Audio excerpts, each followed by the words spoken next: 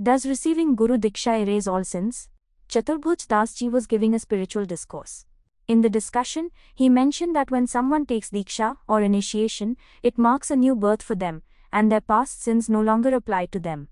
Meanwhile, a thief who had stolen from a merchant was fleeing. Soldiers were chasing him. The thief reached the place where a satsang or spiritual gathering was taking place, with thousands of people sitting there. He quietly sat down among them. When the king's soldiers arrived, they saw the spiritual discourse happening. They thought, there is a discussion on devotion happening here, why would a thief stay in such a place?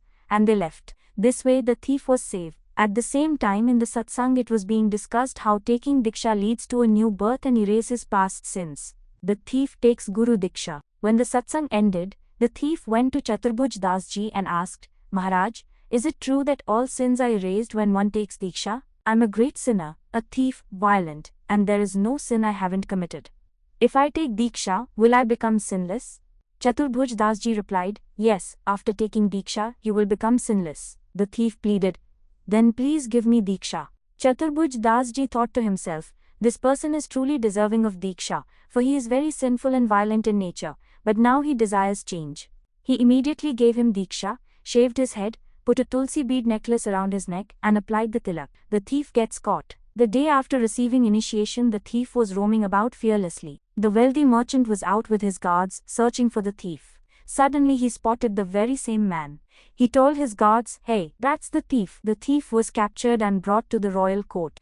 The king asked, did you commit the theft? The thief replied, not in this birth. The merchant said, Your Majesty, I'm not talking about some past life. It happened just yesterday. This man stole from my house. The thief said, I can swear that I have committed no theft in this birth. The merchant replied, I too can swear that he stole yesterday. He's just disguised himself as a saint, shaved his head, applied a tilak, but he's the same thief.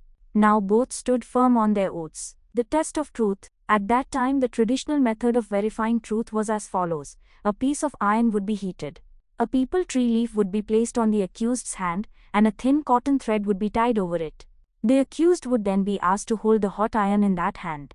If the cotton thread didn't burn and the accused managed to walk 7 steps and throw away the hot iron, they would be deemed truthful.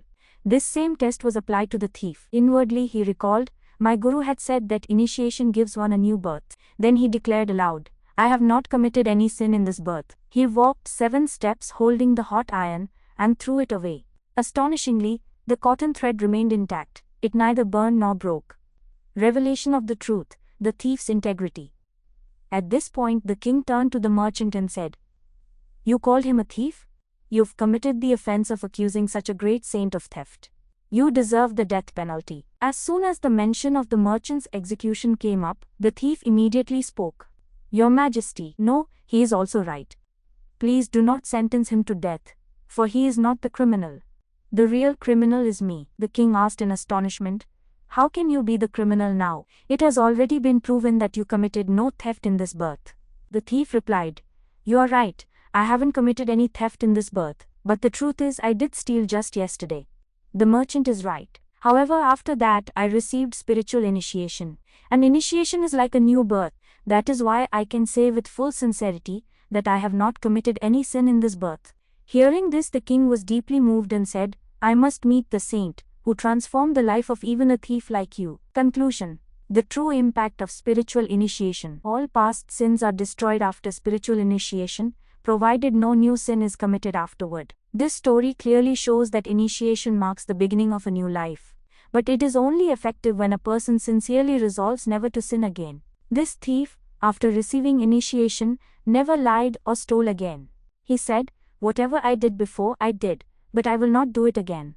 Because of this sincere transformation, all his past sins were erased. However, if someone continues to sin, even after initiation, their sins become even more deeply rooted. Such sins must be suffered, and they also affect the spiritual teacher. If a disciple keeps sinning and the guru neither punishes nor disowns him, the blame also falls on the guru for having initiated an unworthy person.